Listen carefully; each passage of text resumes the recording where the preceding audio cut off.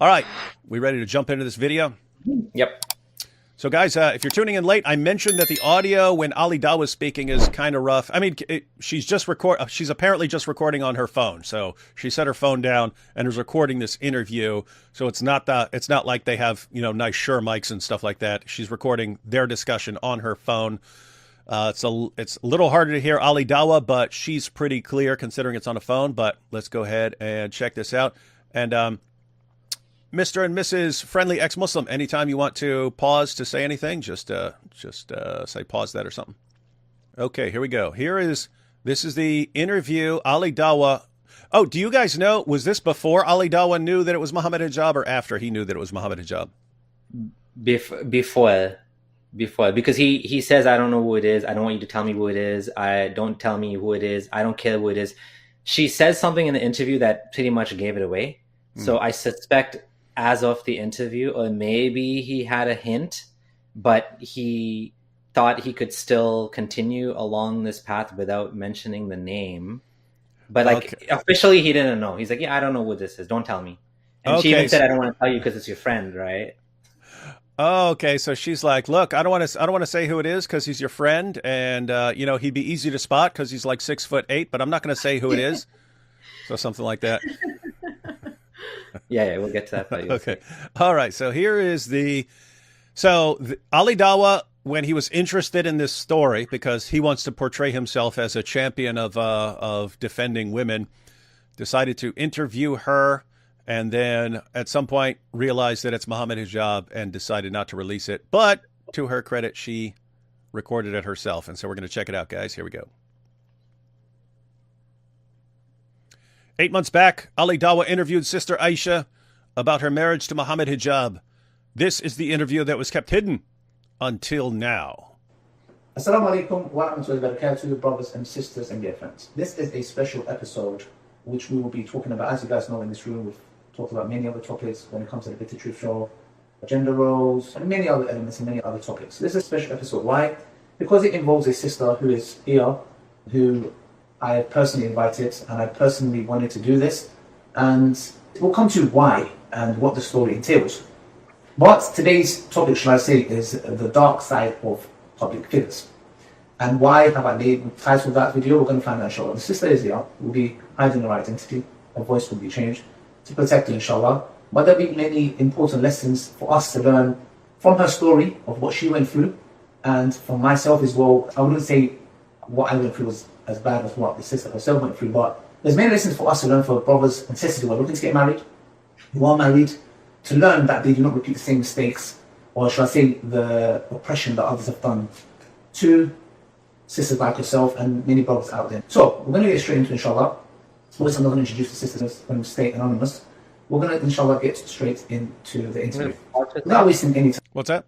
Yeah, I was going to say one thing I want to mention here is that Ali Dawah, in his recent upload, the first one, not the one in the cabin, he went out of his way to say, I lost the video, I deleted it, I removed it from my hard drive, I got rid of it. Look, I even have this text messages, WhatsApp messages to this guy that was working with me to record it, and he lost it too. We don't know what happened. I can't talk about, why would he go and delete this entire interview? Before we get into it, let's think about, why, I'm a YouTuber, you're a YouTuber. Why would you delete stuff? Especially if there's some criminal, almost I don't want to say criminal activity, but some unethical behavior. He's admitting she was wronged. We want to warn the public. And at this point, why would you delete this? Wait, so he's saying he deleted this? That's his story? Yep. He said he deleted it, and he has a screenshot in his video where he says, he's literally showing some voice notes, yo, brother, that's gone. He's messaging some guy as proof that even this other guy, whoever this guy is, I don't even know, also deleted it.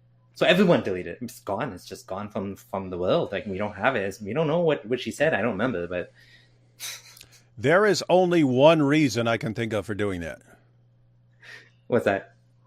The only reason I can think of for a YouTuber, because I've still got video footage of videos that I made 15 years ago. I got them on hard Me drives too. and stuff like that. To do an Yeah. entire interview and then just, hey, deleted it, all copies of this and so on. Like, even if you weren't going to release it, you would still want to keep that video. The only reason as a YouTuber you would just delete all evidence of a video is if you're worried about This. lawyers coming after you, and then through discovery saying, we want that footage so we can know what you are aware of. You can destroy it. It's just like emails. In the process of discovery in a civil suit, they can say, give us all your emails directed towards this other person. Well, if you've deleted all those emails, I deleted them a long time ago. I don't have any of that stuff, so I can't give it to you. So if you are worried about lawyers, which actually fits in with Mohammad Hijab and his little Elon thing. Elon is coming after me. He's going to spend billions of dollars exposing me. He said that, but I will not back down from Elon, who's never heard of me. I will not back down from Elon when he tries to frame me for a crime I didn't commit. If they're actually concerned that this is a crime, that being in a polygamous marriage or whatever, if they actually thought that he could be charged with some sort of crime in all this, it could be Ali Dawah. You just interviewed her. She's going to come after me. Erase everything having to do with that. And then, okay, Hijab, whatever you say, yeah, and we're proud of that. All right, here we go. Yeah, exactly. I have on my videos from 2006, even the cringe ones when I first started uploading. I didn't know what I was doing. It's like scary to watch them, but I still have them. So pretty weird to say I just did this whole interview and I scrubbed all my devices of any evidence of this interview. And everyone that was working with me deleted it too. Yeah, nothing suspicious there, Ali Dawah. That makes you way more credible in our eyes. Inshallah, I want you to tell me from the very beginning. Like, maybe if you want to give some context, if you want to start, I'm going to leave it to you. Tell me where you want to start the story from, and then we will take it from there. First of all, I would like to make two very important points. The first one is, this is my very first appearance on social media, like me coming on social media. And I am doing this because I had no other option. I have sought help from scholars, from shuyukh, and you have contacted me so many times telling me you want me to come out about this, speak out about this. And I have rejected that for so many months. And this happened way before the stories that have come out recently. This happened so many months before. You have been calling me to come up and speak, and I have refused. Was that? Yeah, this is interesting. You mentioned something about this, someone mentioned, I don't know if it was you or in the comments, that, no, it was you actually. You said that he's the one chasing her for the answer. Yeah. He says that Mohammad Hijab and all of them say she's such a crazy stalker. She's so mentally unwell, but I mean, for somebody who's quote unquote, mentally unwell, it's quite odd that, Ali Dawah is the one going after her to talk about this, not the other way around. Yeah. So she said that he's pursuing her with the, to talk about this. And also she doesn't sound like a crazy stalker. She sometimes sounds like someone who is enraged and backed into a corner and extremely frustrated that no one's willing to help her and lashing out. She does seem like that sometimes, but not just deranged stalker type. So, yep. So in other words, guys, her story is fitting what we're seeing from her. Like, it makes sense for her to be frustrated and angry and stuff like that, given what she's gone through and given how every door is slammed in her face. So anyway, point is, everything so far seems consistent from her, even in the stuff that she did, like contacting us that she apologizes for and stuff. It seems like when someone calls her out for something and it's something she did, she just apologizes for it and says, I was angry, I was desperate or something like that. Mm-hmm. And then on other stuff, she's like, that's false. That's not me. I didn't do that. They made that up. So she seems pretty darn consistent. That's it's everyone else. Yeah, it feels like she did admit to, like, she said some things out of anger that she shouldn't have said. And so that's a good point, actually. She did apologize for those things. Hijab has not admitted anything. He's still saying, I swear by Allah, I deny it all, blah, blah, blah. Mm-hmm. And he's got Ali Dawah on his side, so. And I have told you that this is a scholarly topic. It has to be discussed with a qadi, with a scholar. They have to come out with a verdict, and they have to scrutinize both our sides and analyze our talks, both of us. There must be justice done by a qadi, by a scholar. I couldn't find that. The sheikh who was involved told me that we don't have this Islamic rulings and Islamic courts on these kind of things. I wanted to share my story. I do strongly believe that I have paid a very big price, and that is because of the trust that I had for this person, the respect that I had for him, and the fact that I have left full leadership for him. And the other point is mentioning the previous stories. You came out with a video, and I was honestly very worried because of that video you made. Because for me, I thought like after your video, and because you are an influencer, now many people are going to see any woman who will come out and speak, and they are going to categorize her, and they are going to think this woman, probably she fits in that category. Probably she's just lying. Because you are an influencer, and this is the power of social media, which... I'm not sure what she's referring to, but Yeah, I have a I don't feeling that she's saying, I didn't like that you're making it look like, I think there might even be that video in the hotel where he says, oh, remember the one that you guys went through where you were like... Yeah, I could tell she's referring to himself? some other video, and she's worried about the impact that's going to have and suspecting. But I think he's done lots of the drama videos, hasn't he, where he's responding to two people in a relationship and they're, you know, they get separated or something like that, and they're arguing, and so it could kind of be multiple things in the sense that anytime he's taking the side of the guy and, oh, she's probably lying, isn't it? She's probably lying. Maybe she's saying like, hey, you know, I saw that video where you're blaming the woman, and I'm worried that when people like me come forward, they're going to blame the woman and say the woman's lying. But you're right, it could be some of the stuff from that. I don't even like calling it hotel video now, because now hotels are ruined forever anytime we're talking about Dawah. Can't even say the word hotel when you're talking about Dawah anymore. has changed the course of the war in the Middle East and with Palestine and all that. I have told you this, and I told you that I'm very worried. And you came out and made that statement. You said you just didn't want the Dawah men to be categorized. And I am asking you now if you would like to make a comment about that, because I don't want women to be categorized too. I think, yeah, that's good. You know what? I think he's talking about that Dawah video you did where he's bragging and saying, Dawah people, we don't do anything wrong. We're perfect. And, you know, we're not like terrible people. And why are you guys always talking about Dawah guys? It sounds like she's talking about that exact video because he categorized Dawah guys in a certain way. And it's like she's upset because it's like they can do no wrong, right? And she's actually being pretty reasonable here, saying, hey, you're concerned about the reputation of Dawah guys, and so I'm concerned about the reputation of women and how people are going to think about women here. So you've got your group, and I've got my group, and you're concerned about your group. I'm concerned about my group here. So pretty reasonable so far.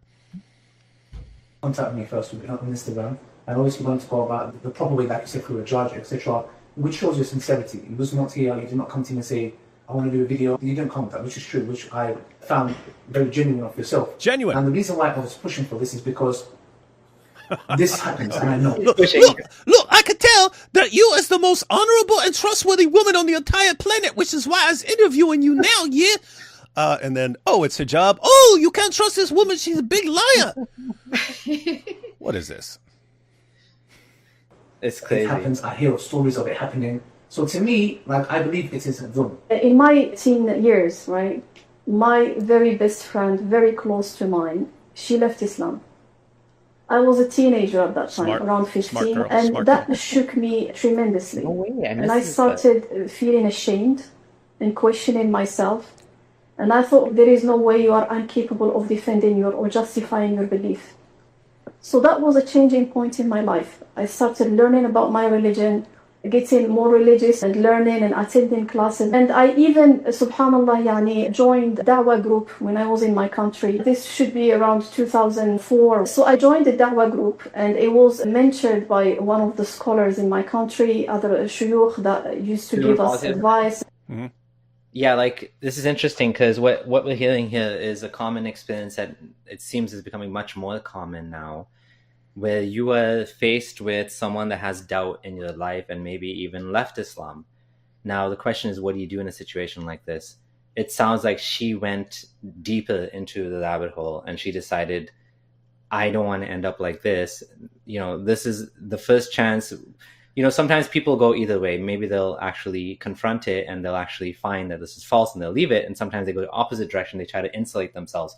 I know me, myself, I faced a bunch of doubt and then I kind of buried it deep down and I just ignored it for like a full year. And then the year after that was when 2016 or so is when I actually was able to openly leave Islam. But for the whole year, it was hard for me to admit that there's problems in the religion. And this is interesting too, because I missed this the first time I listened to it, that she's actually exposed to ex-Muslims from a long time ago, one of her friends. Teenager. And so maybe she's able to humanize us more than some of the other Muslims because she knows someone personally that left Islam and were like normal people that leave Islam like anyone else, right? Mm-hmm. And so it almost sounds like so she's concerned that like she doesn't want to leave Islam, but also there would be, how did one of my friends leave Islam? How could I not defend Islam or something like that to her? So maybe that was part of, hey, I need to really learn Dawah. Whereas it's actually interesting. Mary Harp, so too many Marys. She has pointed out, I haven't gone through this myself, so I can't confirm it, but she's usually spot on with stuff. She's pointing out, you've got all these passages in the Quran which seem like it's up to you, and you examine the evidence, and then you decide to convert to Islam or something like this. But then you have all these passages where it's like Allah had decided ahead of time who believes and who didn't, who's going to believe and who's not going to believe, and so on. So you have all those kinds of passages which make it look like whatever Allah has decreed for you, that's exactly what's going to happen. But Mary Harp has argued that when you line them all up in chronological order, it's when Muhammad's uncle Abu Talib dies and Muhammad's all broken up, like how could I not convince my own uncle whom I love that Islam is true?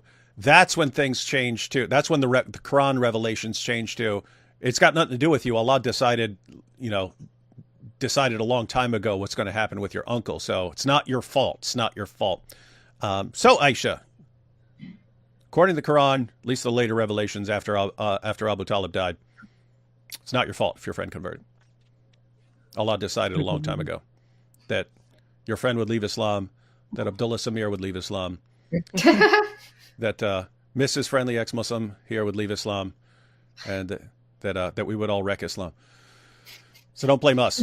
That's the point. You know what's crazy? This is so convoluted too. Like online, they'll say, "Oh, we don't care if you leave. Allah will replace you with somebody better." But then, they pour millions into these think tanks to help people who doubt. So which is it? Do you care if we leave, or do you care if we not leave? Yeah, Allah will replace you with someone better, like Andrew Tate and Sneeko. Oh boy. And we started with whatever resources we had. While I am learning and going through my journey, I started meeting more people who have questions, who don't have answers to them. Here we are talking about religious knowledge. It's mandatory on every Muslim, whether they are male or female, right? And it's not like a career. That's something that I needed.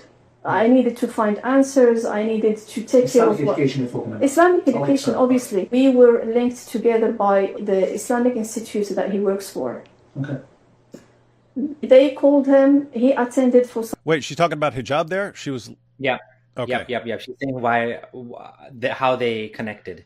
Okay, so an Islamic institution. Okay, so he attended for... specific kind of situation, like help, because I was engaged in the Dawah that time, and he was there to give guidance, to give his input and so on. And oh, he's there for guidance and input. And meanwhile, we know now what's going on with all these hotel marriages and stuff. That was the first meeting. Yeah. Later on, So, guys, just keep in mind what's going on here, everyone. Hijab's going around traveling for Dawah, and he's hooking up in hotel rooms with all these ladies. We know it's more than one. I was going through my khula. He came into the picture, and I was reaching out to him to ask about questions. What do I do? Where do I go? And so on and so forth. Like which Islamic council do... He was giving me directions. He was telling me what to do and so on. So you went in just to get some knowledge on how to go about things. Yeah, Okay. because obviously the person we are talking about is not just a social media figure. Okay. This is someone who has PhDs in Islamic studies. What? Wait a minute. Mohammad Hijab has PhDs in Islamic studies at Oxford? This is where she gives away who it is. Huh. So he has PhDs in Islamic studies at Oxford. Huh. That's good to know, Mohammad Hijab. Oxford, Cambridge, Al-Azhar, the Middle East. He has PhDs. He has PhDs from Oxford, Cambridge, and Al-Azhar? Wow. He's been bragging up a storm, hasn't he? He has contacts with every scholar out there in the world. Well, can you tell me the story, guys? How did this... Especially Sheikh Yasser Qadi definitely is in contact with him. We saw the interview. I guess we can point out here. I mean, I don't even know if we need to point this out, but like Hijab is a very well-known figure in Islamic polemics. He's known for his knowledge of Islam, his education of Islam, his degrees of Islam. And so if anyone has some, argument to make about what Islam says, I mean, even though at the end of the day, everyone has their own opinions, he has the background to say these things when he says misyar marriage is allowed and these things are permissible and I don't have to talk to you. We're going to get to that point, actually. I'll wait till we get to that point where she talks about how he said, I'm not doing anything wrong. So here we have, he's got a PhD in porn. We don't know. I don't know anything about that, but we've got this. Yeah, he has a PhD in stealing people's wives and hiding wives from other wives. Yeah, he's definitely got that. What do we have here? Someone said he's got a PhD in mutta. What's wrong with people? All right, we'll continue this. From here to him proposing marriage. We used to talk, and from now and then, and I used to reach out to him. I used to call him and ask him about advice. He sometimes used to call me back himself. Okay, so let's just add to that. When you say we used to talk, can we give some context? What's that? Yeah, I know. Naughty. And I have to say, as far as you guys pointing out that she's consistent, this is her saying, "Hey, I'm asking him for advice, and he's giving me advice." That fits really well with the text messages that he released in his video that were trying to make her look like, no, she's pursuing me and stuff like that. Yeah. All those messages, they fit exactly with her story right here. So yeah, those messages are from 2021. The marriage happened in 2023. So he's showing messages when they were talking before they got married, right? Interesting. In order to make it like dishonest, right? He's showing only part of it. Her entire story is fluid. She tells it in a fluid way. Here too, she never says at any point, "I don't know." I can't answer that. He says, "Tell me this." She tells him. "Tell me that." She tells him. So I don't see any discrepancy here in her. She's not interviews. stuttering. Yeah. There's no signs of deception. And we have to wonder for all you hijab fans, because every time the issue comes up, you'll see the extremely dumb fans going, "Oh, this is clearly Elon. Mohammad Hijab said it. He predicted that Elon would come after him." So Elon was preparing this even before Hijab was really blasting away at him earlier this year. Like Elon, or was Elon already mad about Hijab before, or did Elon in the future build a time machine and go back in time and set this whole thing up? Give us a timeline, everyone, because her timeline fits really well with everything she's saying. Hijab's not so much. By we used to talk. I used to ask him questions, call him to ask him questions. Again, as I said, this is a teacher. His profession is to teach others. He has programs and projects about teaching others in Islamic context. And while we used to have that kind of conversations, he started giving me hints that he was interested in getting married to me. He used to talk to me about himself. Like, for example, when we are addressing my story with my ex-husband, he would say, "Oh, you know what? I am not like him. That's not how I would act as a husband." He used to share his personal life with me, telling me, "You know what, this is what happened in my story. And would you consider polygyny?" For me, it's a traditional marriage. There are emotions and people get married and they make a family. They have mutual ambitions and that's it. Yeah. So that's how I saw the picture.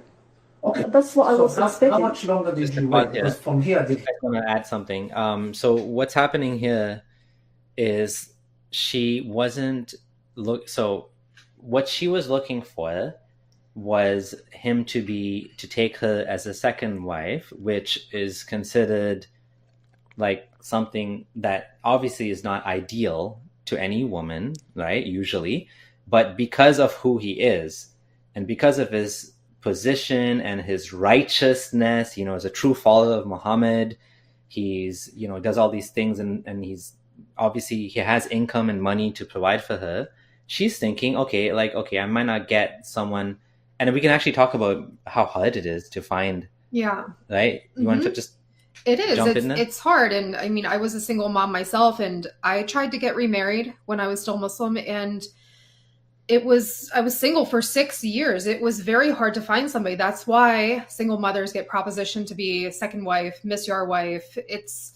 This is a very well-known thing in the community too. There's more women than men. So there's a lot of problems in this system of trying to get remarried again. So for her, being a single mom with a small child, meeting him, I can see why she would do this.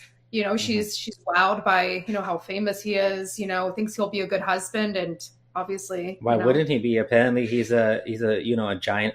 And sometimes we say things about hijab and we have certain experiences. Like he came after me and he slandered me and my ex-wife and Abdullah Gondal and AP's wife and all of these people. These Muslims don't know about this, right? They don't go on Twitter. A lot of these people, they see him at a conference and he's speaking and everyone looks up to him and he has this this charisma and his they look up to these people. They don't know what terrible, nasty things they've been doing online. So they don't see that part of them. So, I'm giving her the benefit of the doubt here that she didn't realize this guy's an awful, narcissistic, nasty person. I mean, with the gimp and the golden showers and all those crazy things he said. Hang on. We can't just take your word for any of this. Let's see what Mohammad Hijab has. Let's see what he said here. So you're talking about things like when he said this.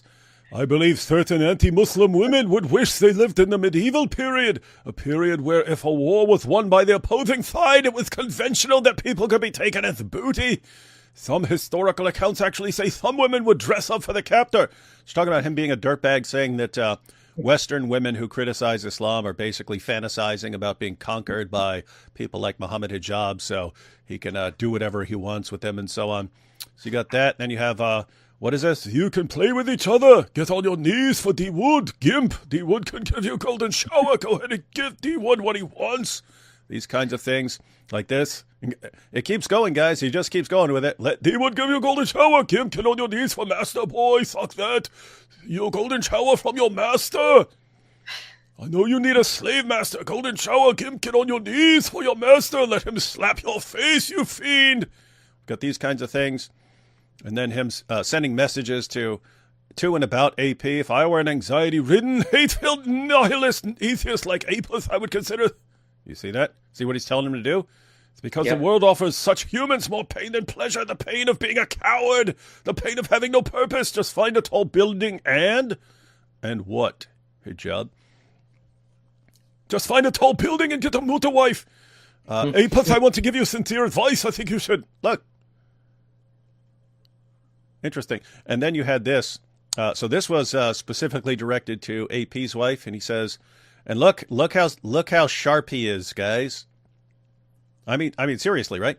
He'll take what is clearly a threat of rape and torture and so on, but he'll just add intellectual and stuff like that in case he ever gets called on it. It makes it not illegal.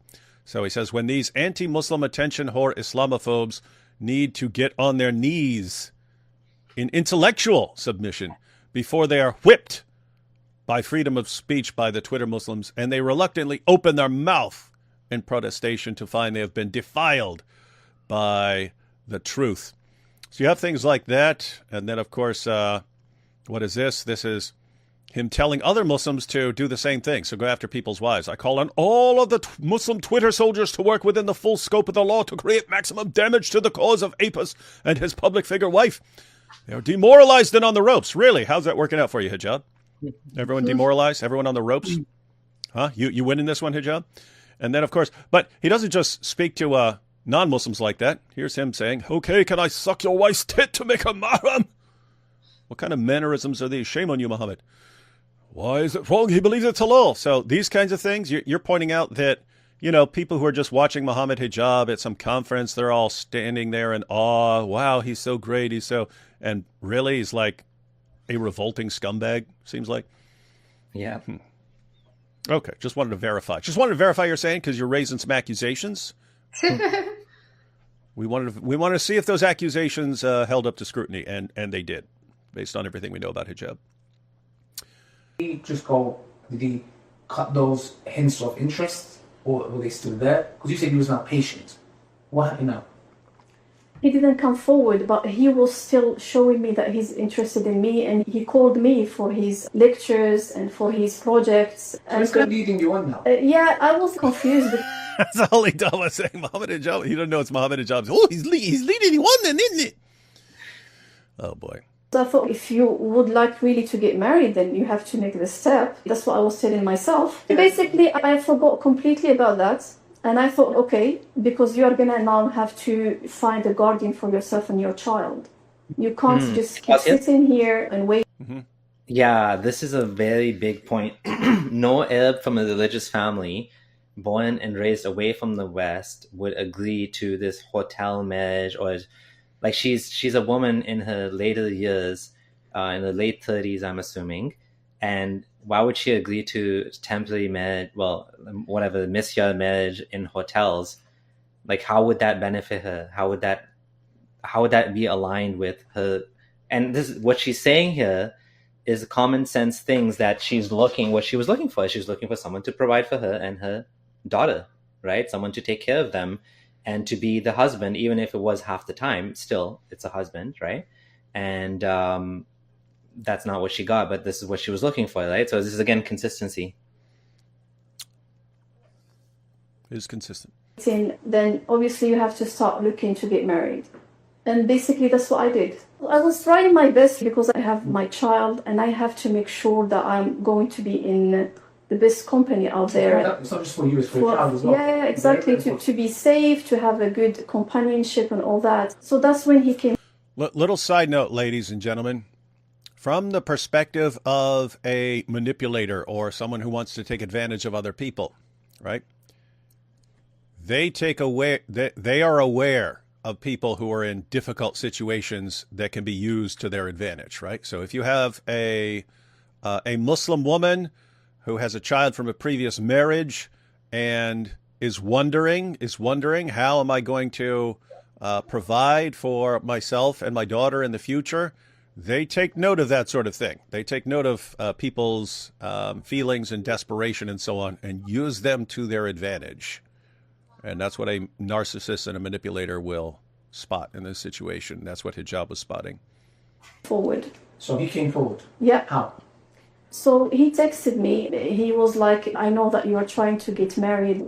Would you consider me as a husband? So that's when he proposed. So he proposed. Are you aware that he's proposing for polygyny? He said that. So how did you feel? For me, there was mutual interest. So you was interested. Okay, good. From there, tell me what happened. Like from there on, was he proposed to you? Did you get your father involved? So from the very first few texts, he told me, who is your wali? Yeah. And I told him, my father is still alive, and he's my wali. Can we pause here for a second? Uh-huh. Yeah, this is the whole wali thing, which is one of the weird things about Islamic marriage, is that a woman doesn't have the right to get married on her own, except if she's in the Hanafi madhab. She has to have a male family member marry her off. And it's even more weird than that, because if you don't have any male family members, then what happens? You have to have some imam who is not related to you in any way, doesn't even maybe know you, become your wali, which is super, like, women are treated like kids in Islam. And the other thing here that's interesting is with the wali, she did things properly. She got her father involved according to Islamic whatever way she's supposed to do things. And it's not like it actually helped anything.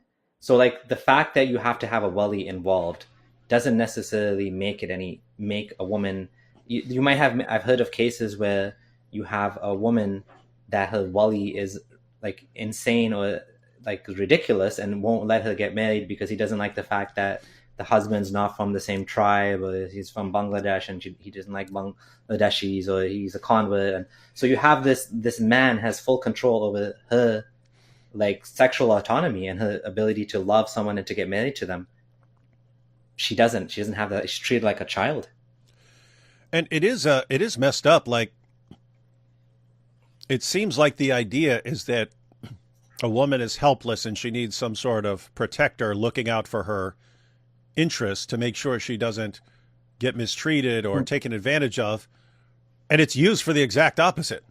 It's used for the exact opposite. They use it to take advantage of these girls and so on. And then, oh, you've got a dad who's actually concerned for your welfare. Well, we'll keep him out of the loop as much as possible. And yeah, that's a good point. They like kept him out of. You're right. That's a great point. So let's make sure the only people involved are the people on our side who can, who are basically in with the guy to take advantage of you and who can destroy you later on if you ever speak out about it. Great system, guys. Great system, everyone. How do I sign up for this awesomeness? You know what? She's also like a prime target for this type of situation too, because she's alone in the UK. Her family is all the way back in Morocco. So she's prime target to be manipulated into something like this.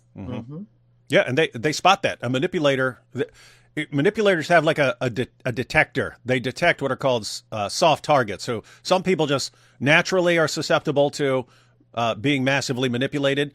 Other people are open to manipulation because they're in a desperate circumstance and they're kind of reaching out for help and so on. And narcissists, psychopaths, sadists, they all spot that. And they're like, here is someone I can use for my own agenda here. And, yep. Hijab, I have to say, there's something you missed. There's something you missed about Aisha here. At the end of the day, she will stand up for herself. That's where you screwed up, bud. That's where you screwed up. And then, did you contact him? Yeah, Okay. they were red flags. In the beginning, I didn't feel it, but now that I'm looking back at that, he was reluctant to contact my dad as a wali. He said, are you sure like it's going to work? Do you think that he's going to be accepting the marriage and so on and so forth? But he didn't push back that much. Okay. I told him my father is my wali, and he did go ahead with it. He did contact my father. So what did your dad say to you then? Before he contacted my father, by the way, his contact to my father went ahead for so many weeks. They spoke together like 2, 3, 4 times. He came forward with this proposal, and then he. I was gonna say, with this is interesting to me too. When I watched this the first time, she recalls specific times. 8 months he ghosted her. You know, she says he talked to her. You know, this person 2, 3 times. Very, very specific information here, right? And I was doing some reading and research into lies versus deception truth versus deception detection. And a liar will add as little complications as possible, meaning timeline of events, dates, things like this. It's too much to recall. It's too much to recall and be exposed on later. And you don't want to get your stuff wrong later on. And you don't want people to be able to put together a timeline. So you keep things vague. Whereas you're pointing out she's being very specific with a lot of stuff. Yeah, exactly. A liar won't add complications like this because this is very cognitively like stressful to do. Yeah, I have to say, you know, there's the stuff that she's apologized for. So she's apologized for this and that and said, yes, I was wrong for saying that. And yes, I was wrong for saying this about, you know, his kids and stuff like that. As far as the consistency of her story, seems completely consistent. And yeah, it's like if I were a judge in this situation, it's like massively in her favor right now. Everything that's coming from the opposing side, none of it fits. None of it fits the evidence. All of it looks deceptive. And it's just the real messed up part there is you've got her and she's clearly the one who's telling the truth. And you've got Hijab who's clearly lying. And you've got basically the entire ummah either siding with him or remaining silent because they don't want to be called out.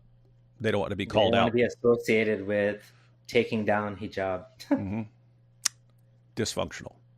He mentioned one more thing. I have a feeling that he may have started off considering her as an actual wife. I don't know. Maybe. because why would he talk to the dad? But then I think at some point he decided he just wanted to use her for sex. And in his Okay. mind, he's like, I can get away with it. You know, you said that she was giving off certain signs of neediness. Hmm. And obviously she's in a situation where she wasn't able to find someone suitable. They try to make it look like, oh, look, Hijab offered another guy some. He said he knew him 20 years, and the guy was like 28. Yeah, some random Tunisian guy. So it's like he knew this guy since he was 8 years old. First of all, that doesn't even make sense. Second of all, we don't know anything about this guy. Does he have a green card? Is he like does he have a visa? Like what? We don't know anything. Like, so maybe he wasn't a good match for her. She thought he was a good match, but the point is, yeah, like details are all adding up here. So that is interesting because the theory up until you pointed that out, as far as like everyone who's watching the story, it's like seems like it seemed like Mohammad Hijab basically is, I'm going to dupe this woman. I'm going to make her think that I'm going to provide for her and so on. But I'm actually not. And as soon as I get what I want from her, then I'm going to let her know, I'm not actually going to provide for you. I just want you as a hotel wife, and I'm not going to do anything for you apart from that. But you're pointing out maybe Mohammad Hijab, his initial intentions, hey, maybe I will take this woman as a second or third or fourth wife, but then eventually has second thoughts and no, I'll just have. I mean, for anyone who's watching who isn't familiar with this, you've got could be your first wife, your second wife, your third wife, your fourth wife, but you have all the rights and privileges of being a full Muslim wife. This situation is a misyar marriage. That's where the woman renounces some of her marital rights and privileges. And so a woman can agree just to being a hotel wife and so on. She can agree to that sort of thing. So the theory for a while, as far as just us watching it, because we weren't even thinking of what Abdullah here just pointed out, the theory for a while was Hijab duped her. He wanted just a hotel wife. He saw a desperate woman, promised her, yeah, you're going to be my second, or just have to keep it secret from my first wife because I don't want any complications. But other than that, you're going to be my wife and I'm going to provide for you. But it was all a lie. So there's that theory. But then, as Abdullah pointed out, he might have intended, no, she's going to be my full-fledged second or third or fourth wife or whatever, and then just changed his mind. Why do that when I could just have her? Yeah. Why am I going to provide for her when she's desperate enough and doesn't want her reputation ruined if I point out that I've just been using her in a hotel? What if I could just get away with this forever and not have to provide for her at all? It's a dream situation for a Dawah guy. Exactly. He probably, what he should have done at that point is, okay, I don't want her to be my second wife. That or whatever, third, fourth, whatever, then he should just ended it. But instead, he kept stringing her along. And that's where now we're starting to see some unethical behavior, which is that he had a different idea in mind.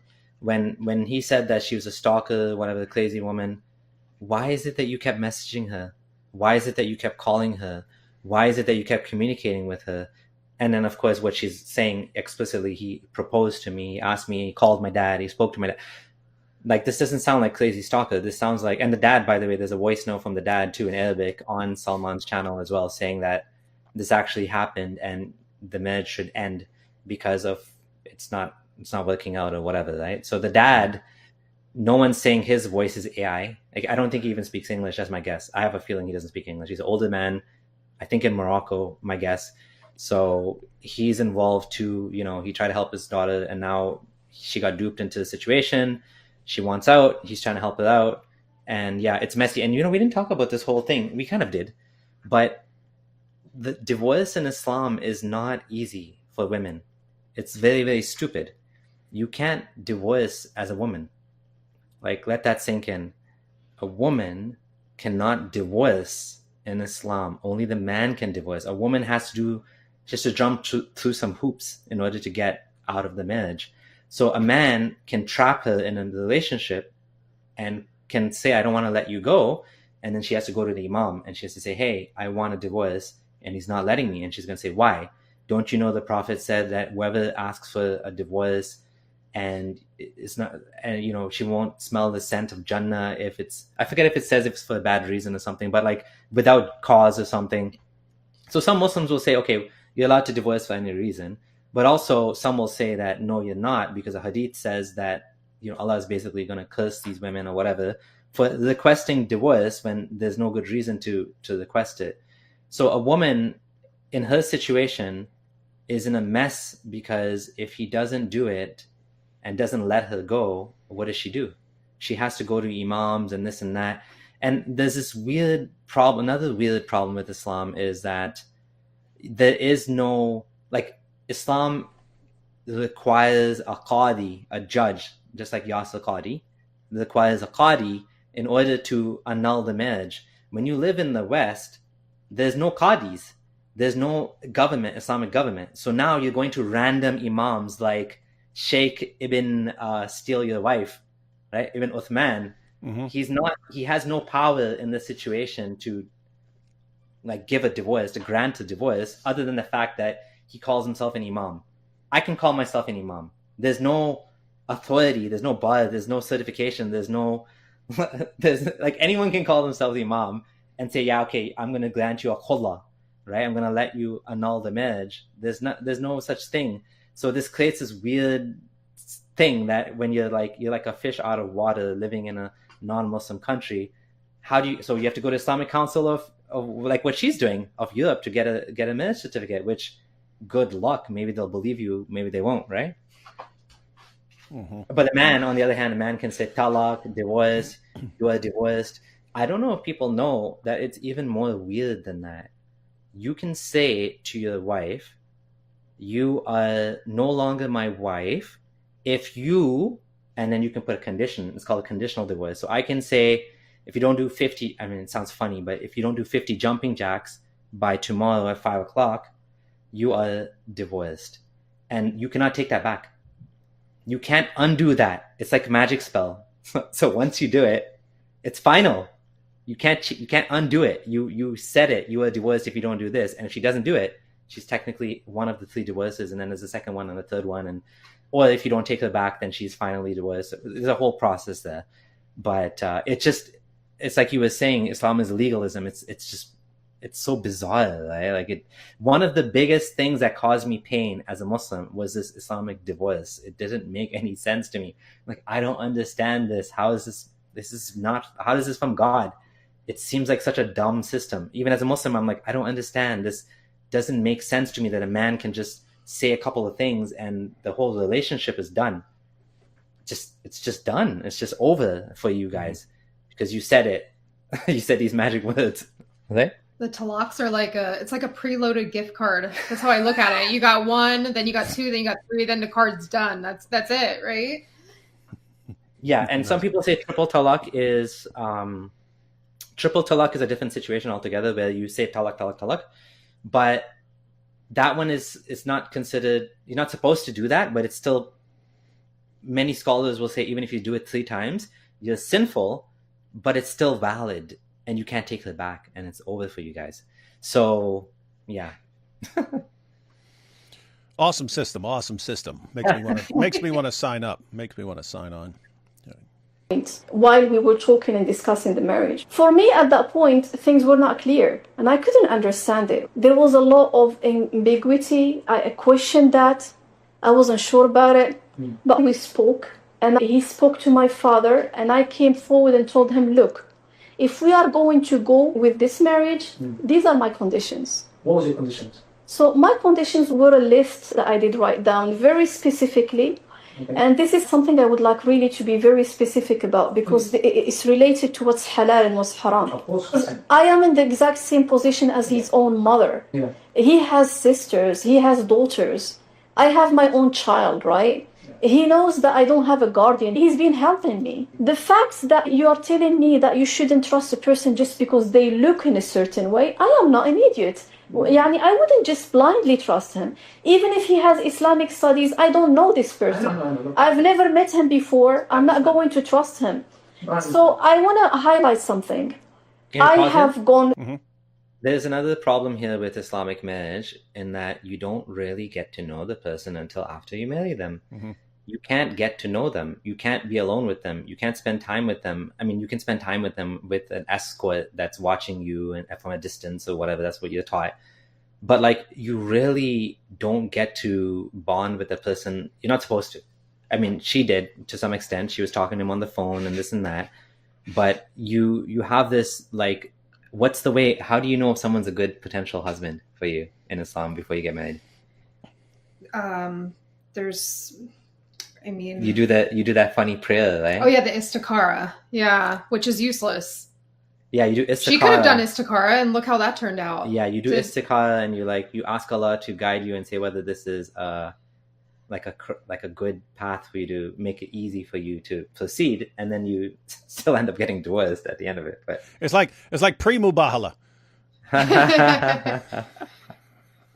yeah, the Mubarak thing is another funny thing. We'll talk about that later. Yeah. Let's see.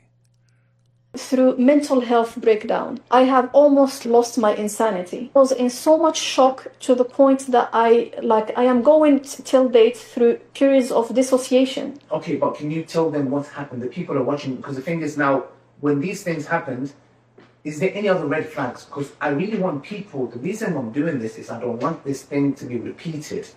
What other red flags did you see? Did your dad tell you something? What else happened? Can you tell me the story? So he said very specifically he didn't want to give a high mahr.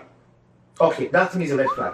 Somebody who is iffy about talking about your wali, that's your guardian, You want is to a talk red about flag. Mahar is basically a bridal gift that you give to the woman. It's sort of supposed to be like a security that, I mean, Security deposit.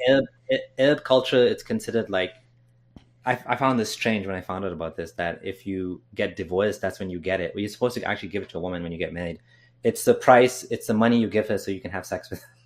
Mm-hmm. It is, and it's funny that this is Ali Dawah pointing out two red flags here. Red flag one, he's reluctant to be communicating with your dad very much, and two, she just pointed out he didn't want to pay a high price for the sex. So maybe not as low as like McDonald's. I bought her a Happy Meal, and because he says he's done that kind of marriage for people. So maybe something more than just a Happy Meal, but he doesn't want to pay a lot for the mahar. Now the reason this is relevant is because later on he didn't want to provide for her in any way. So the only thing he was providing for her was that initial payment. And if she's already saying that was a low payment, in other words, it's not like he gave her $1 million at the beginning, and so why does he need to pay for her, provide for her later on? He gave her so much money. She's pointing out, no, he didn't want to give like an expensive gift at the beginning. He wanted to keep the price low, and then not providing anything later on except for paying for the hotel room. This is your champion of Dawah, all you Muslims who are watching. This is your champion right here. And he's the one who lectures us on morality and how much we need Islam and how we need this system. We do. Very important. Number two, a high mahar is another red flag. And this is why I tell sisters, ask for a decent mahar. Because if a man has ill intentions, sister sometimes acts very pious. Oh yeah, just read me Surah Baqarah. And there's nothing wrong with this. This is a very beautiful thing. But we're dealing with different kind of shayateen in our time. Your mahar is your haq. It's given by Allah subhanahu wa ta'ala. Protection. Your guardian number one, your mahar number two. One thing that you What's that? Is hijab one of the shayateen? Is that what he's saying? That sounds like hijab is one of the shayateen. He's a shaitan. He's one of the shaitan. to me before this, you said that he didn't want to mention his name to your dad. So this is the little bit when the situation of the nikah comes up. So when we were getting the nikah plan, he said, look, I want to have this nikah done on a Zoom call. I told him, you have to go and meet my father. We have independent confirmation that Mohammad Hijab does like to do Zoom marriages over Zoom. So that fits everything we know about hijab. Okay. Because my father is of a generation where there is no way I would speak to him about this. You want me to go and speak to this is disgraceful. This is disrespectful. You want me to speak to my dad and tell him that you need to speak to this person on a Zoom. And then I told him, so why don't you go and meet him in person in my country? Yeah. He said, look, you... Yeah, like, this again shows you, I don't know if everyone agrees with this, but like this shows you how pathetic like marriage is in Islam. You can basically marry someone over a phone call, right? There's no like, and on top of it, I don't know if she mentioned it here or somewhere else, that he had a mask on and he was like hiding his identity, and the witnesses, she didn't know the witnesses. Is that in this interview or is it different? I forget. It might be this Yeah, one. we watched so much content from her, we don't remember. But anyways, the point is, It's just hilarious. Muhammad Hijab trying to disguise himself with a mask. You know what I mean? That's just isn't that like weird? yeah. If Hijab had a mask over his face, I mean, unless he's going like full hockey mask or something like that. Or, That's what I was wondering. Is this like a COVID mask, or is this like a hockey, like full face? Like what does this disguise look like? That's so weird to show up in a hotel like that. No, it's online on Zoom. Well, in a hotel, I think she said in a hotel he showed up like Oh, that right. too. He wore a disguise. yeah, no one would be able to recognize that 6'8" grape ape looking dude over there. It's a great mystery. Someone even made a little cartoon about that, where it's all regular sized people and a giant hijab in the hotel with a mask over his face. He's definitely a master tactician here. Are from the same city as my other wife. I really want this marriage to happen, right? I am keen in making both households work. Please don't put the stick in the wheel. Yani, we have to make things happen. Like, we have to facilitate things, we make things easy. It's because I really want this marriage to happen. On top of that, he said, I want the Zoom call where I wouldn't show up. I told him there is absolutely no way I'm talking to my dad. This is Zoom call that hit up. He wouldn't show up on the video call. Wait, so he wants everything done over a Zoom call, and he's not even going to be there? And he doesn't want to be in the Zoom call. He wants to be on an audio call, so no one can ever even say that it's. Guys, this is your hero. This is your hero, ladies and gentlemen. He wants to leave as little traceable evidence as He's possible. already planning back then. He's already planning back then for when this inevitably ends in disaster. If she even thinks about exposing me, I want no evidence trail at all. That's right. So he's planning this from the beginning. If things go south, I don't want any evidence against me from this woman. He said it's going to be an audio call. I told him, look, I'm not going to talk to my father about this.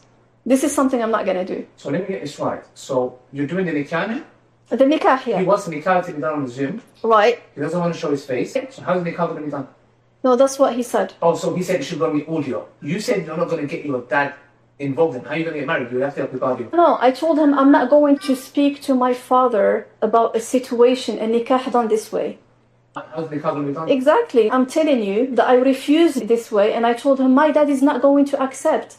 My dad would never accept this arrangement of a nikah because of his age, because of his background. And any man, even if he's a young father getting married his daughter, here in the West, accepts to make a nikah on a Zoom. So what happened is he said, look, what we are going to do, he sent me a website and it has a fatwa in it. This fatwa says, if we are going to get a wakil, someone to replace my dad, I told him there is no way that my father is going to accept to make.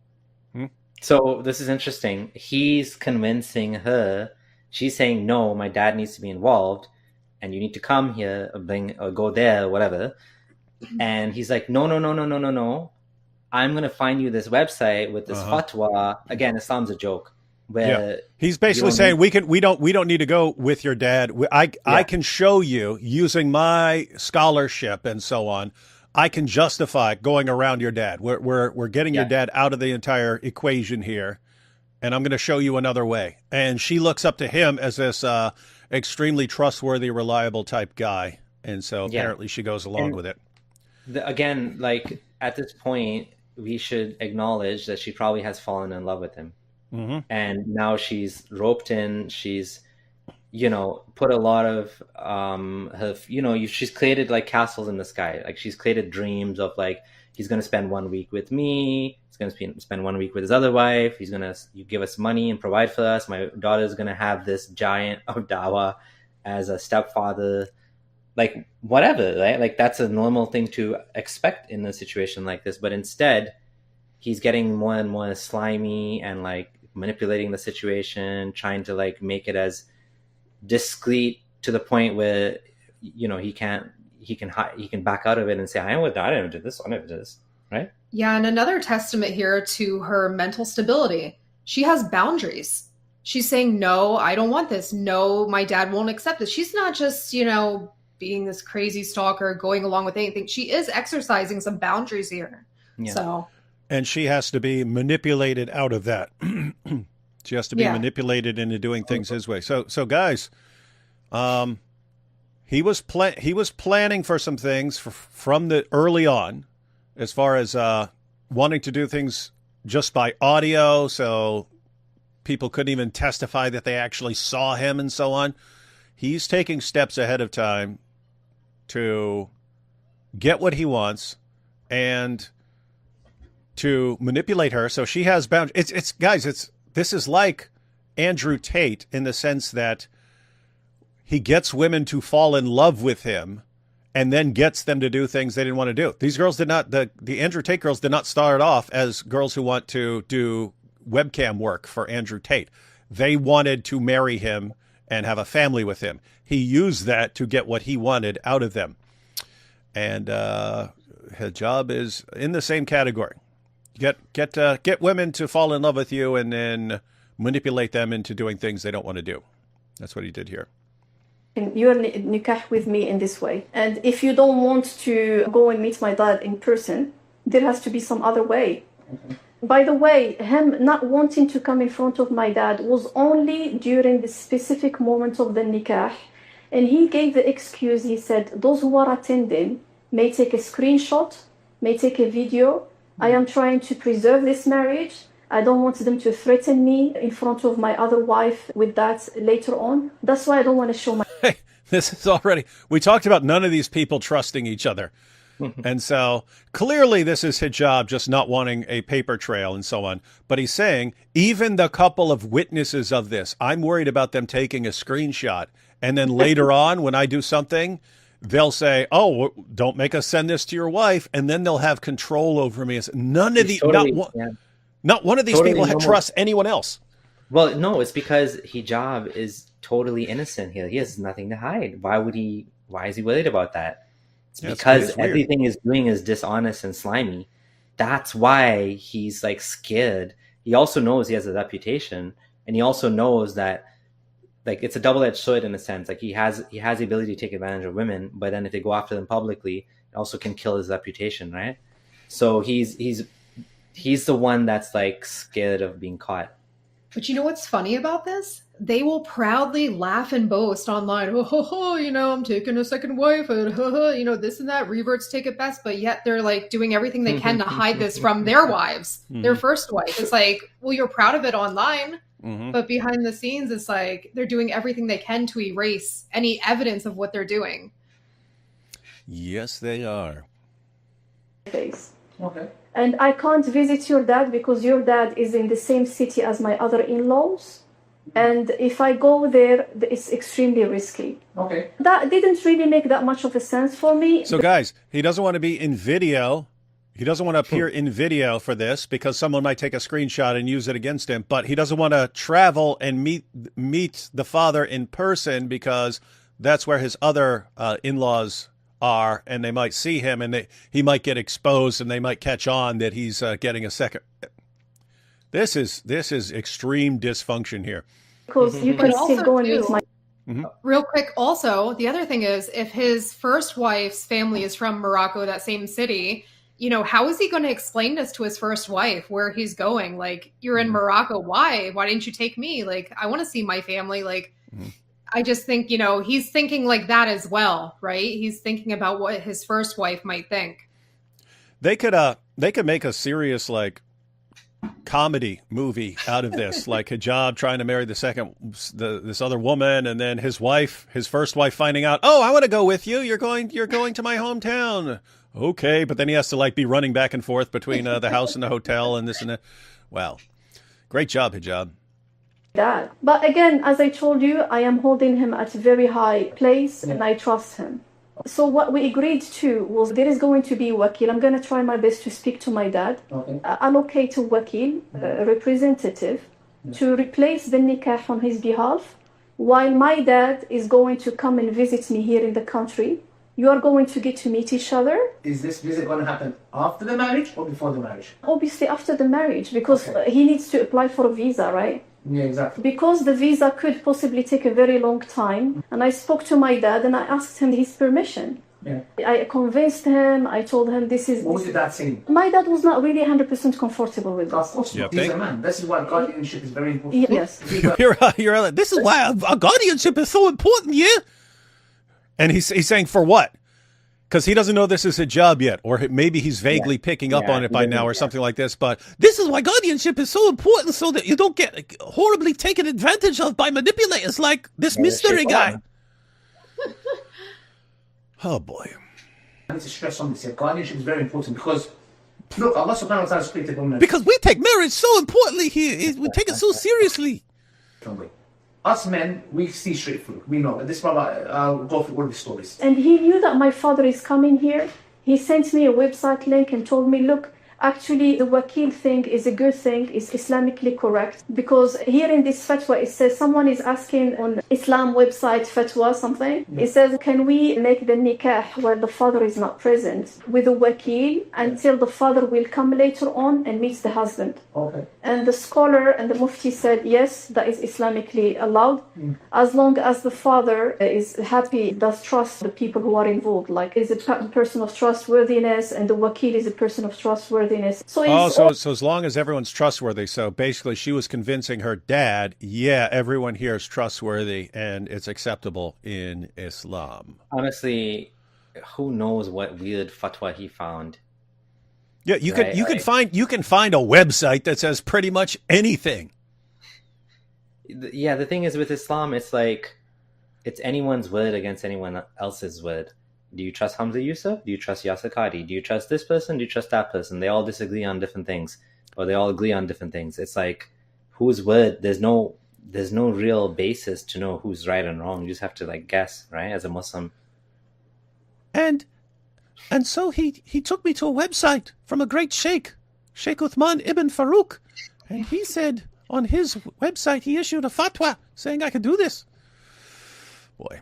Evolved around trustworthiness. So obviously, so he's convinced with this fatwa that he got, but he had other plans, subhanAllah, so he's actually misusing this. So what happened after? You got married to him? Yeah, we got married. Who was the witnesses? Again, he's the leader here. And who's the ones doing the nikah? Don't tell me he did it. No, it's not him who did the nikah. He did allocate someone to do the nikah. So what happened? You got married, then how did things turn upside down? SubhanAllah, as I told you, I mentioned during the nikah that the involvement of my family is 100% a must.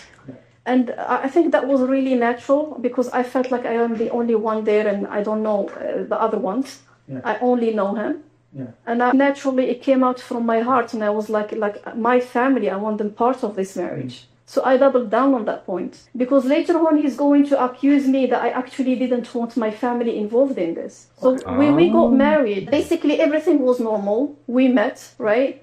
And now came the moment when I told him, okay, we're going to have to talk to my family and say congratulations, your blessings, barakallahu lakuma, and so on. Khalas, we're going to make a family right now, yeah? Yeah. He said no. He said no? He said no. How did you take that? He said he didn't want to speak to my family. He didn't want to have other in-laws. And he gradually started convincing me and persuade me that actually our life will be better if my family wouldn't be part of it. Oh, okay. And then what happened? So he was like... I just have to, again, on the issue of consistency, this seems consistent with everything I've seen from her and from Behind Veils so far. Mm-hmm. And it fits all of the text messages that have been released from both sides. In other words, all the actual evidence that has been shared by the hijab side and is actually authentic and not something they made up or used AI for or something like this. All the actual evidence that they've shared and tried to twist actually fits her story completely. And then everything she's released fits completely with this. And you know what else? Yep.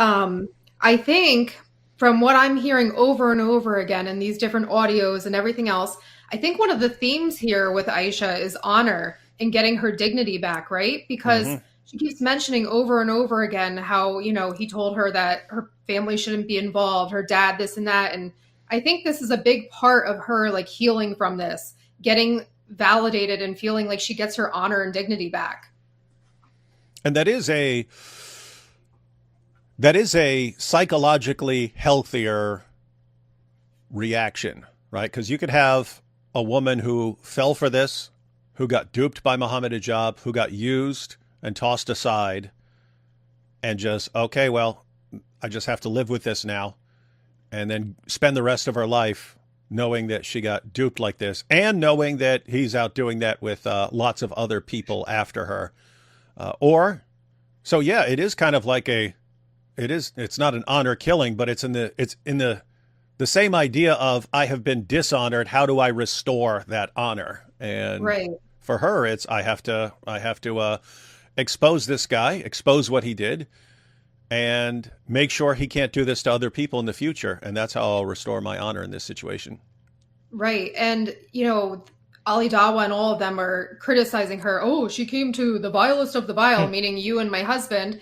But it's like, well, look at how you guys are handling it over there. Why wouldn't she come to us? Why wouldn't she? We're the only ones in Salman who are listening. It's like her support system, her community has failed her. So where are you supposed to go when the community that's supposed to care about you tells you your whole life how much women are valued? They fail you.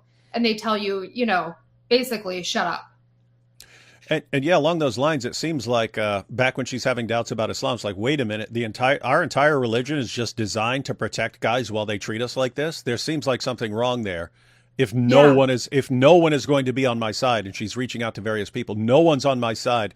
Maybe the only way for justice is to go outside of the religion. But eventually, she runs into Salman and Abu Aya and so on. And, okay, so there are at least some people in my religion who are willing to help me here. So that may be the only thing that's keeping her in Islam right now, is her thinking, okay, maybe even though these guys are the minority, maybe there is some path to justice within our system. But we'll see. And here comes this. Oh, what was that?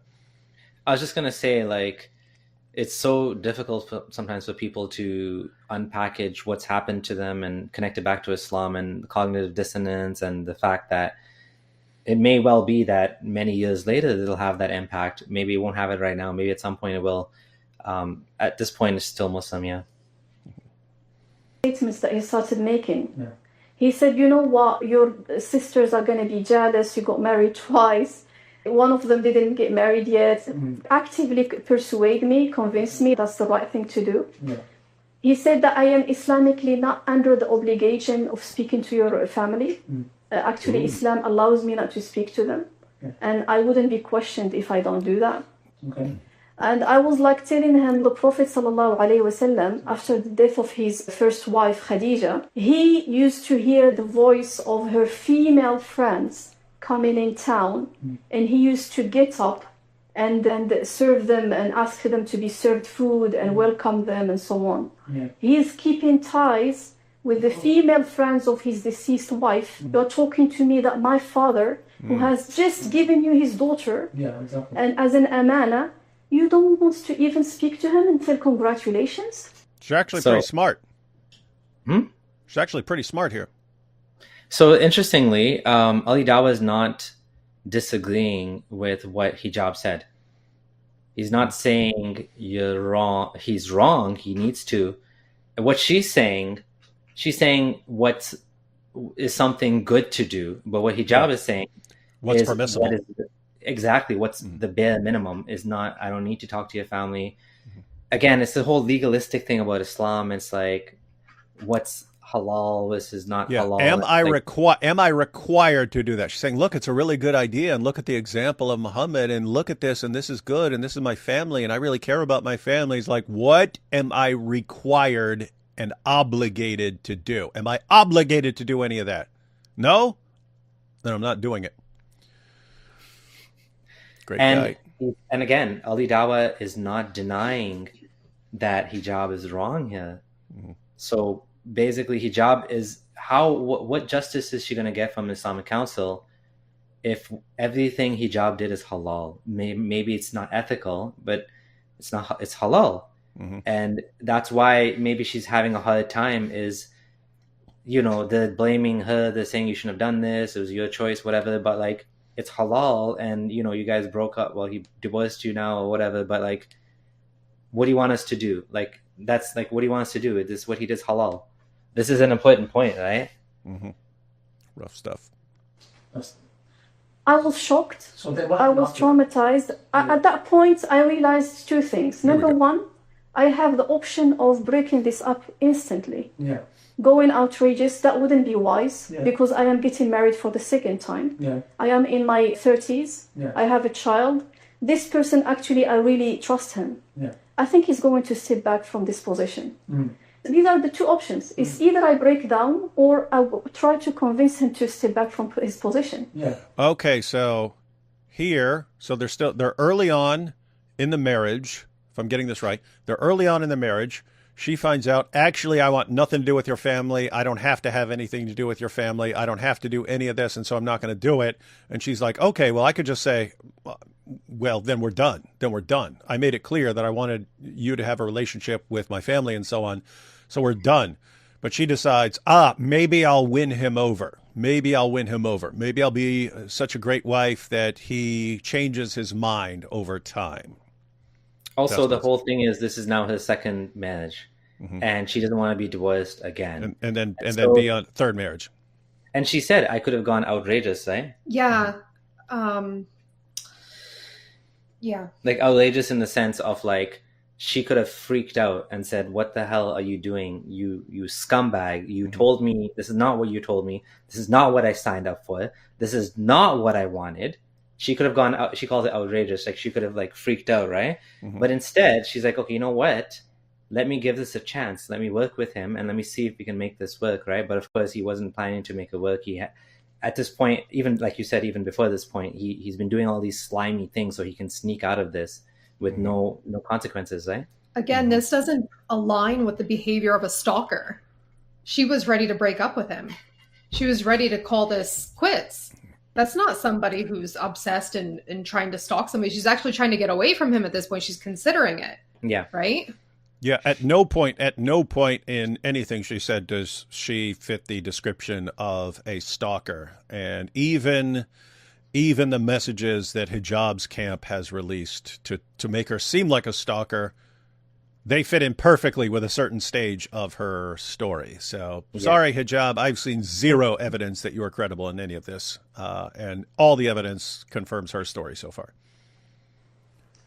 So I started talking to him. We started fighting about it, arguing a lot. Yeah. First, he started telling me, okay, delay it, we will do that later. Yeah. I'm going to talk to them. And I couldn't talk to my father and tell him the marriage happened. Because when I speak to my dad and tell him, okay, salaam alaikum, did you get married? Yes. Okay, where is your husband? Oh, he doesn't want to speak to you.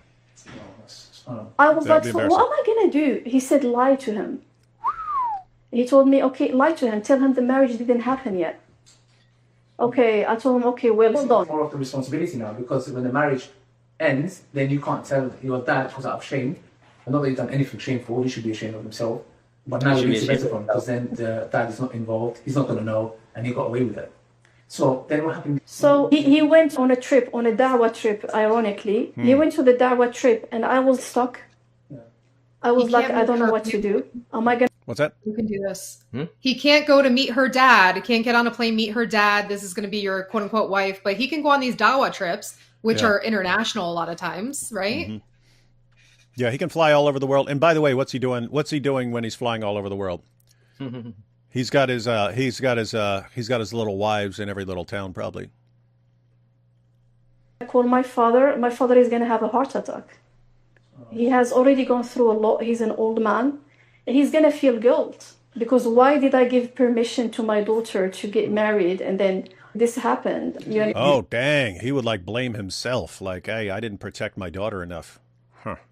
Wow. Did you ever come to your house, like your house that you guys had? Did you have a As house? I said, we are neighbors. So he never came to my house. He never met my child. And when I say neighbors, I mean in the neighborhood. It's not like literally neighbors. No, that's fine, but you got married. Did he not come to, like, your husband coming home? By the way, he wasn't even willing to have much conversation on the phone, Oh, let alone coming home. let alone coming home. And he made that clear, by the way. He wouldn't come home Yeah. until I move out. because of the situation of neighborhood. That's something I knew. I knew that he wouldn't come to my current home because I am very close to his family, right? So I started feeling the conversations are not all right. And again, here I am getting one shock after another, one trauma after another. Why is he talking to me like this now? Like, why is he behaving like this? He said, this is a business. I'm like, no, this is not a business. He's using these words. Yeah, and he's being extremely insensitive, extremely brutal, extremely crazy with his approach. And this is starting to make you question everything. I was like, okay, what's going on here? Yeah. He said, it's a misunderstanding. I told him, look, what do you want? Yani, what are you asking for? He said, listen, the only thing I want as a marriage is like we meet in hotels and that's it. The only thing I want in a marriage is we meet in hotels, and that's it. And he gave her a low mahar, so he gave her a low payment at the beginning, low bride price at the beginning, and then didn't want to provide for her, not for her house, not provide for her daughter, and he just wants to basically pay the hotel room for sex and wants her to spend her life like that. So he turned her into basically a prostitute who's not even getting paid. Yeah, what a great man, right? Yeah, wonderful, guys. Wonderful. Tell us more about the great religion that you guys are here to bless us with. I think that's so interesting, too. She's saying that they lived in the same general area. Like, that's very specific information. And I'm sure once this became, quote unquote, real, he started getting anxiety and like paranoia. You know, she lives in the same neighborhood. What if somebody sees me? I don't want to talk on the phone with her as much. You know, she might be recording this, tracing this. He's trying to keep the traceable evidence as little as possible.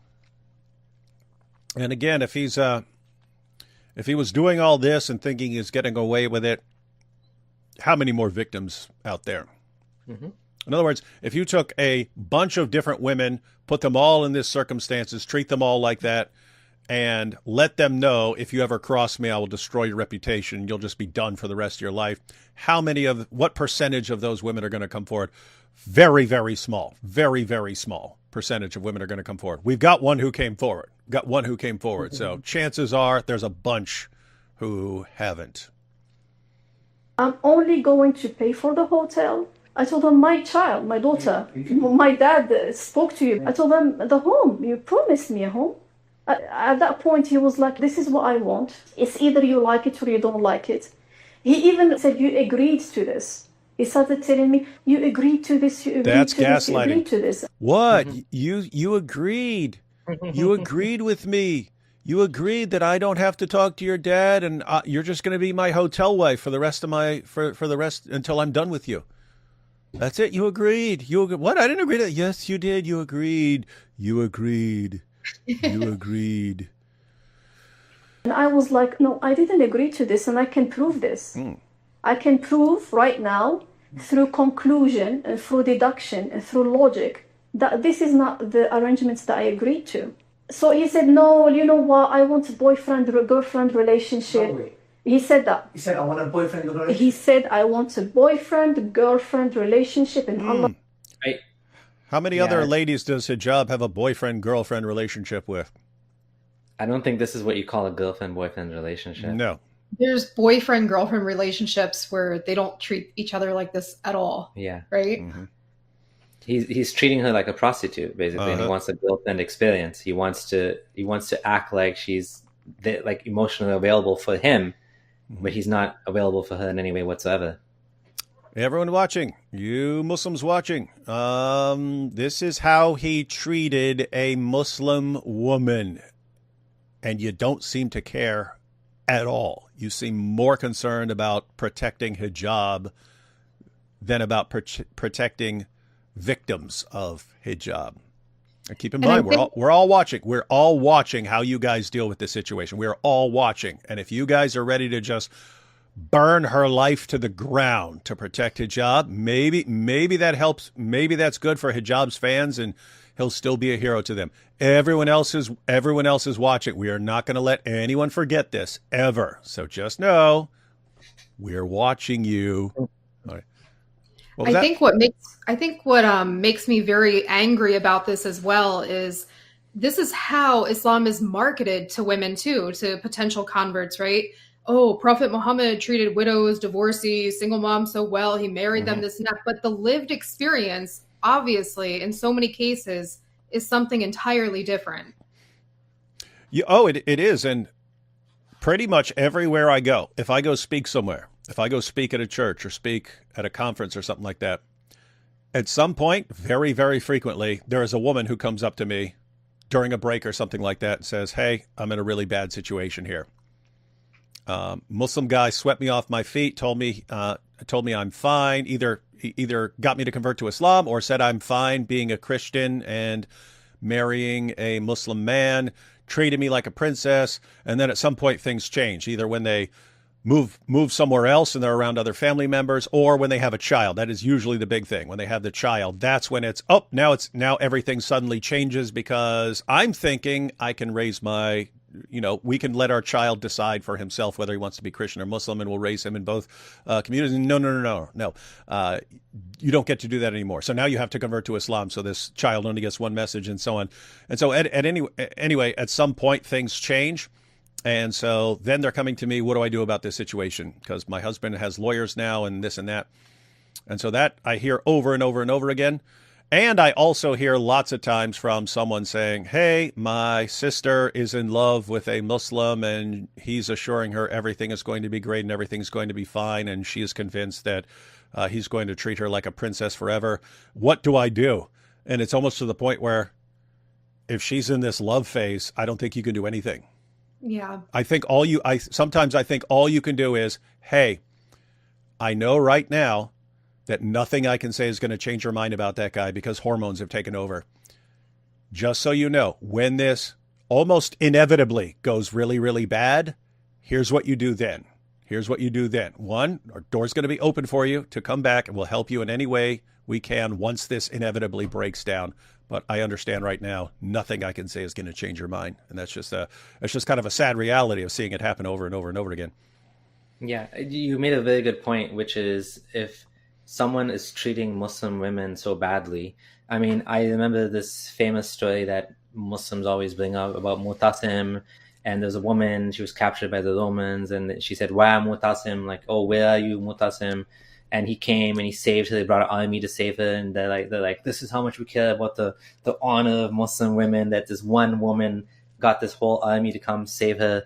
Yet here you have the giant of Dawah, like he's like just doing things like this and getting away with it, getting away with murder, and nobody's taking her side. I mean, some people are taking her side. Let's say now she's getting some traction here. I think it's getting more and more obvious who's the guilty party and who's the victim. But at the end of the day, it's like, you want this person representing Islam for you with all of the things he's done. He should be canceled. He should be canceled by the community. They should hold him up. They should kick him out of the Dawah at this point. Like Hamza Sortis, Sapient Institute, he works for the Sapient Institute. He should say, "I don't want to be associated with you. You're too damaging to the Dawah. Go do your own Dawah. I don't want you to," but that's not what's happening. But how's Hamza going to kick him out? I mean, Hamza was in that other. He had his own scandal that he lied about and said, "What? No, that wasn't me." The Ashley Madison one, right? Yeah. Yeah. So guys, there was some leak where they leaked all the members, and Hamza Sortis was in there, and then nope, that wasn't me. Someone's setting me up. Someone's framing me, and then they point out that he'd been that the information about when he signed up for the account, it was in Australia that he signed up for the account. It just happened to be when he was in Australia doing Dawah. That's when the account was made, and that his credit card had been billed for like a year and a half or something like this. He said, "What?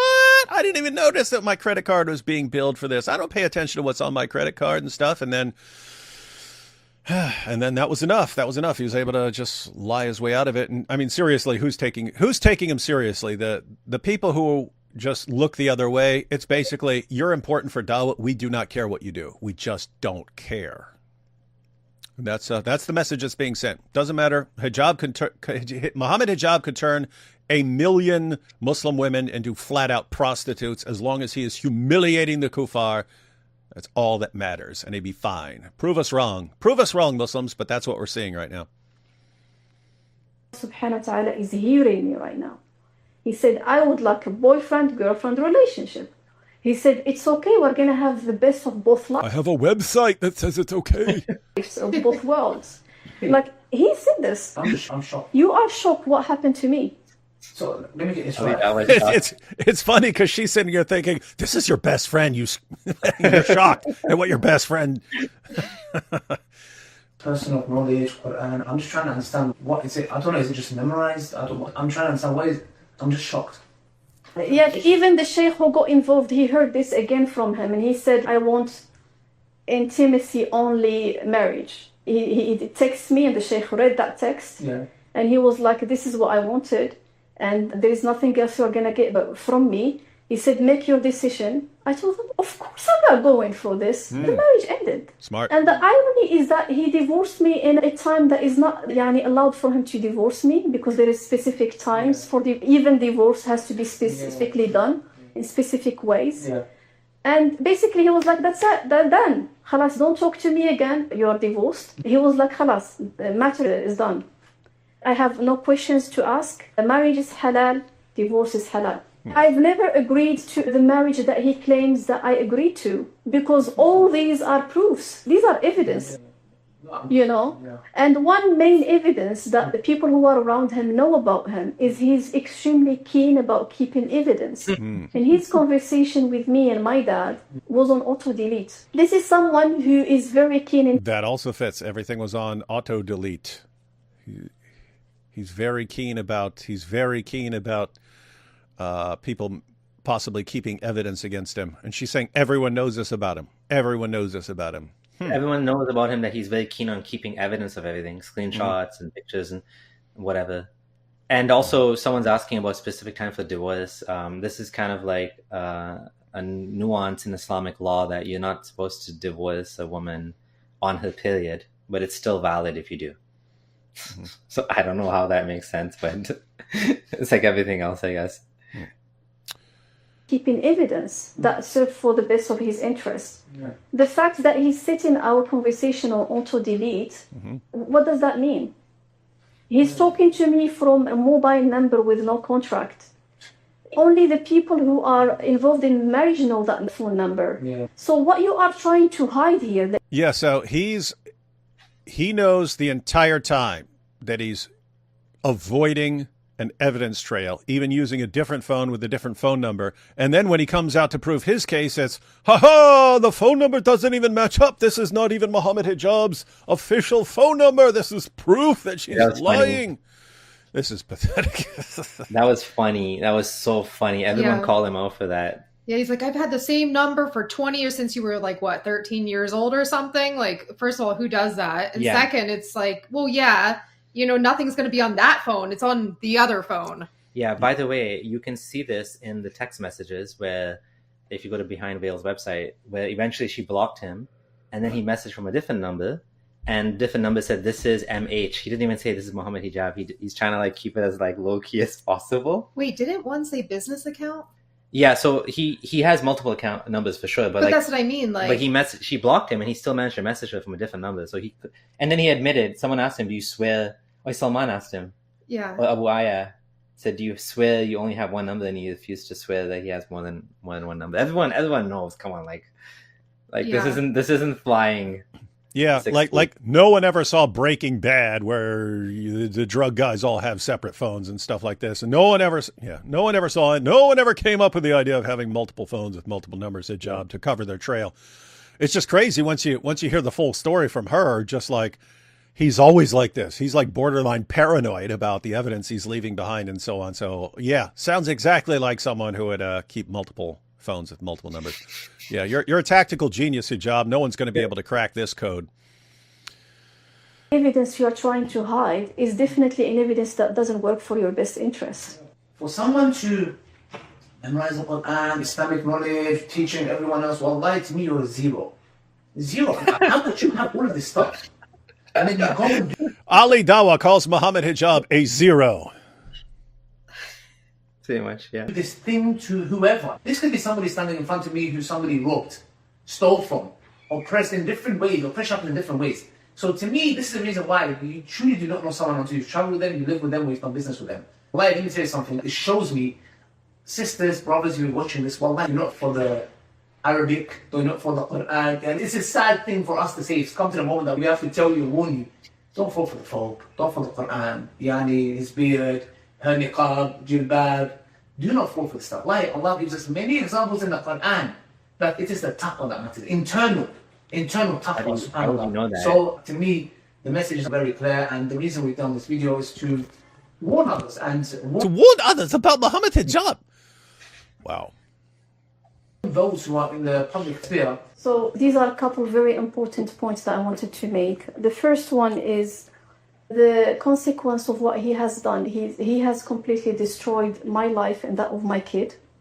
Completely. I have no capacity to trust absolutely no one for marriage anymore. Oh, that's what she meant. Oh, that's interesting. Because before, when she was, and it could be a combination, but in the Behind Veils video where they released a message for her and she was saying, he's destroyed my life, I thought it was like, hey, I just spent years dedicated to you where I could have been marrying someone else who would take care of me and my daughter. And so that fit as far as, hey, you've ruined my life. But here it's, you've psychologically ruined me. I cannot trust a man anymore. I am incapable of trusting someone for marriage anymore because of what you've done. This guy looks like such a great guy on the surface. How would she know now? How does she evaluate? Yeah. How would you evaluate? You can't get to know people before marriage. You do istikhara. That's the only. How do you solve this problem in Islam of getting to know? Some people will say you have to ask around. Everyone you ask about Mohammad Hijab would say he's a great guy in the community. So now it's like, how do you know? It's like, you don't. And imagine too, from her position here, imagine going through this bogus marriage, all of this trauma that she's endured.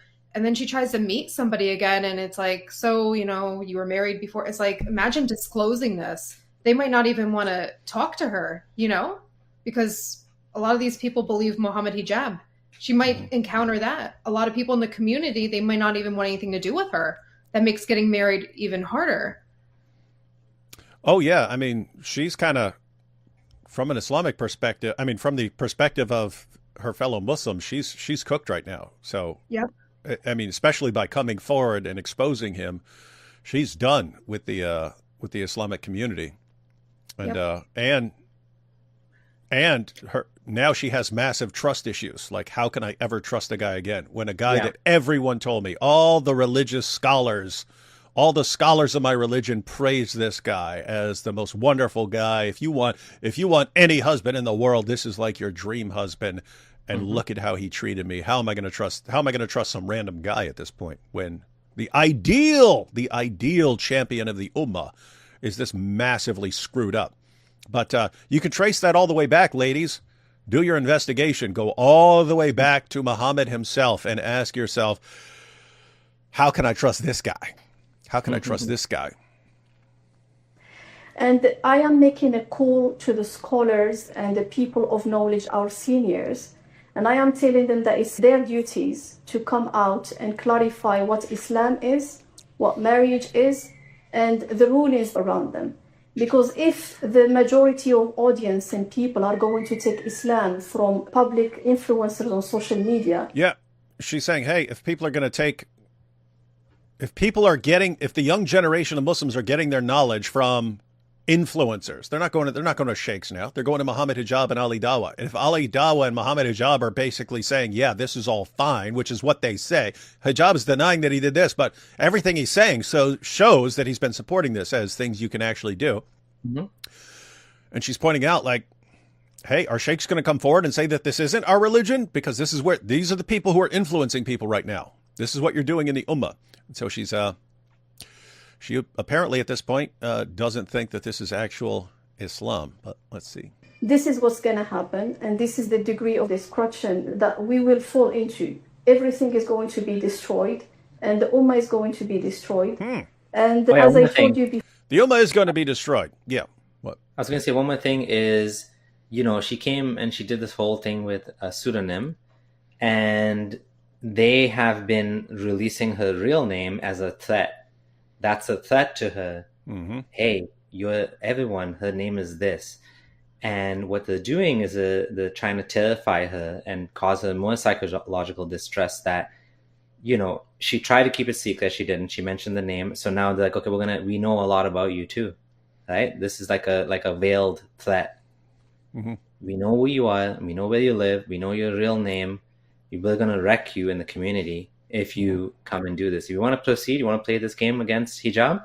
Okay, well, we have a lot too, and we can hurt you worse than you hurt us, right? Yeah, that's the idea, and lots of people will fall for that.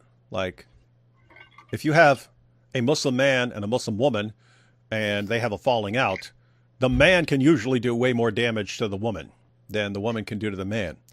And that's probably what they're thinking here, and that's probably what the hijab camp is thinking here, and that's the kind of pressure they're trying to put on her. It's just wrong in this situation. It's false. Hijab, because he's this exalted figure, he has way more to lose than her. She's to the point where I got nothing to lose. I'm not even interested in a guy anymore because you've messed me up. So you've messed me up so much right now, and so yeah, you're gonna. She has something to lose, which is her standing in the community. Oh, I know, but apparently she's willing. Mm-hmm. She's willing to take the hit. It's okay. Here's what you can do to me. I'm not backing down. That's why again, she's like, she's the kryptonite. She's the kryptonite here. This is what they can't deal with. And they can't deal with, like the behind veils guys who they try the exact same thing. Notice they try the same thing in every situation. If you're going to call out what we've done, we will destroy your reputation. They did the same thing they did it with her. They did it with the behind veils guys. They have one plan as far as dealing with this sort of thing. What do you do when Aisha and Salman and so on, they say, you know what, you are going to attack us. So we are going to have to try to defend ourselves and so on. We're going to have to respond. And there are going to be people heaping insults and abuse on us and trying to destroy our reputation. You know what? We're still coming after you. Yeah, my friend is married to a Moroccan woman. He's like, hijab made a mistake going after a Moroccan woman because they're very like strong-willed, and they're like, he's like, he picked the wrong person, wrong wife to pick on. Well, it's kind of messed up because he apparently like categorizes people like, oh, this group does this and this group is more comfortable with polygamy, and the revert women, they take it best and stuff. So he's categorizing people. Never crossed his mind, oh, these Moroccan women, probably not a good idea to mess with them because they might actually stand their ground and not back down. He should have known. He has his first wife is Moroccan too, supposedly. So I don't know. Should have learned, Mohammad Hijab. But we thank you for helping us expose what's going on behind the scenes in the Dawah scene. Let's see. Getting close to the end here. He's claiming that the marriage that he has done is halal. And I am telling out there, please do put the links that I will share with you from the reliable sources and scholars who actually explain the categories of marriages that are actually halal. This is my story, and I ask Allah subhanahu wa ta'ala to deal with him. And I ask Allah subhanahu wa ta'ala to give justice, because justice has not been served. Subhanallah, yani in our Quran and in our Islamic history, even the prophets alayhimus salam have been called out in the Quran. Allah subhanahu wa ta'ala called the Prophet sallallahu alayhi wasallam for a facial expression. Abasa wa tawalla. Allah subhanahu wa ta'ala did call out the Prophet sallallahu alayhi wasallam about few actions he's done. Yeah. She's actually pretty knowledgeable about her religion. So guys, she's pointing out here, Allah would call out prophets and would even call out Muhammad. So if Muhammad can be called out, if Muhammad himself can be called out, why are you guys exalting Mohammad Hijab to a point where he just can't be called out for anything? Like, why? Like, is he greater than Muhammad? You can't call out this guy? Weird stuff. The fact that these scholars who got involved in this story refuse to come out and call him out by name is something that I will hold them accountable for. Anyone who does anything wrong of this regard that involves the haqq of someone else, he didn't sin in secret. This is not a sin between him and Allah. This is someone else's life. It's my rights, it's the right of my child, it's my father's right because he trusted him. So I do strongly believe that anyone who is involved in this, I am calling them out to come out and make a step. And I do ask them to come out and call him out by name for the best interest of the da'wah here in the UK. Because when these du'at are going to know that if he ever transgresses and does anything wrong, that he's going to be called out by name, I don't think anyone is going to be able to do something like I this. think that's true. And that's where the video, audio ends. She seems 100% consistent in everything that's come out so far. And everything that the hijab camp has put out seems like lies and manipulation.